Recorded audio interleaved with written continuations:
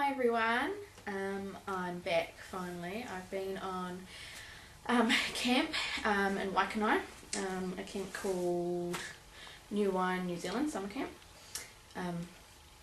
Here's a link if you want to have a look at that. Wow, I am nearly 10 weeks pregnant. I can't believe I've nearly made it to double digits. That's so cool. I haven't done a diary in a while, so I'm going to combine weeks 7 and week 8. A, because not a lot happened in week 7, and B, because I actually can't really remember what happened in week 7 either. So it's more like just week 8. Week 7 we had our ultrasound, and that was so cool. I thought I would cry at the ultrasound, but I didn't, because I was too busy going, oh my gosh, is there a heartbeat, is there a heartbeat? And there was, so that's good. Everything was perfect. So we got a little picture to take home, and Mum filmed it, so we've got it for life now, so that's pretty cool. Our next ultrasound is on the 10th of February, so it's only about 2 weeks away-ish. That ultrasound is actually optional. We have to pay for it because it's a Down syndrome screening ultrasound. I also have to get a blood test. My midwife offered it to me, and I thought, why not? You know, it's going to be another opportunity to see the baby, but it's also going to give us an idea of if we're high or low risk of having a Down syndrome baby. I'm not going to go aborting my baby or anything if we find out we're high risk, because just because you're high risk doesn't necessarily mean you are definitely going to have one. It's just I'm kind of a person who likes to be prepared for things. So if it does come back high risk, then I think we'll probably leave it at that.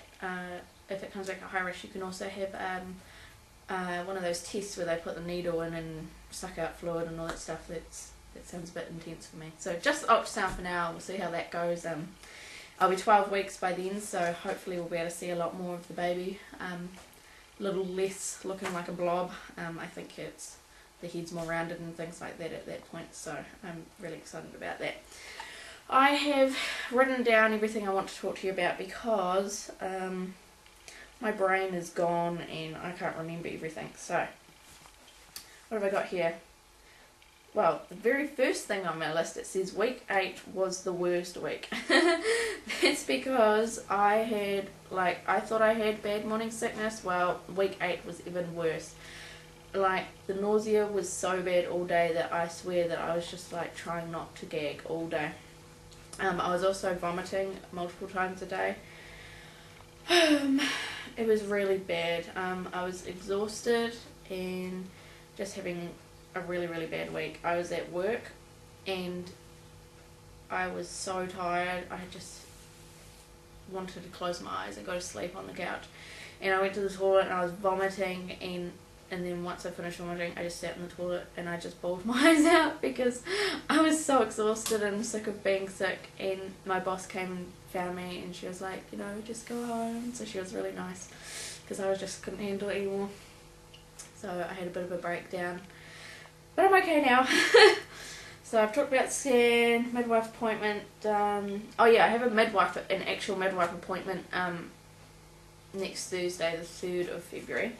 So that will be exciting. I will be 11 weeks, so I'm not sure if she's going to use that, is it a Doppler or something, to hear the heartbeat. I'm not sure if she'll do that or not because it might be a bit early.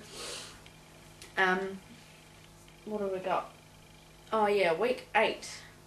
Food aversions.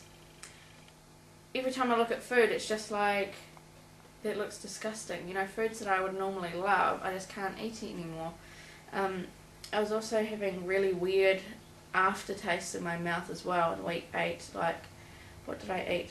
Oh yeah, one of my workmates, because we were on camp, brought me in some toast, and I swear it tasted like lemon. How odd is that? But I was like to her, what the hell have you put on this? And she's like, it's Marmite and margarine. I was like, it tastes like lemon.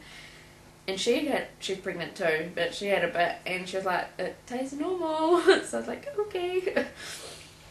What else? Oh, fruit bursts. When I was eating fruit bursts, like when I was eating them, it was fine. But once I'd swallowed them, the aftertaste okay, this is going to sound really, really weird, but the aftertaste was like raw meat. Even saying that, it just makes me feel like I'm a weirdo, but it actually really did taste like raw meat. Not that I go around eating raw meat or anything, that's just what it felt like it tastes. I've got here severely dehydrated. I'm not very good at drinking water. I need to constantly be reminded to drink water, and so I was getting a bit dehydrated, and because it's summer in New Zealand, it is really hot. Like the other day I think it was 33 degrees. Some places you'll be thinking that's not hot, but in New Zealand that's hot. So I was getting headaches as well, a lot of headaches, but I put that down to the dehydration. So that's week 8/7. So that was a pretty bad week. I am now nearly 10 weeks, so I'm just going to do my 9-week update, which is actually going to be quite a bit different to my 8-week update. And I'll also be introducing something new that I'm going to be doing, which is something to do with my diaries, but I'll explain that all in my week 9 diary. I just want to wish everyone luck who's trying to conceive this month, and congratulations to everyone who's got their big fat positives this month as well. I would also just like to thank all my new subscribers. Hello to you all. There's a few new ones on there. Whether you're watching my videos for the pregnancy side of things or the IVF side of things, just hope everything works well for you. Anyone who's going through infertility or IVF might be interested in my new diaries that I'm going to be doing soon. But good luck to everybody, and happy summer to everyone in New Zealand, and I hope everyone's keeping warm on the other side of the world where you're freezing cold. So that's week 8. See you guys.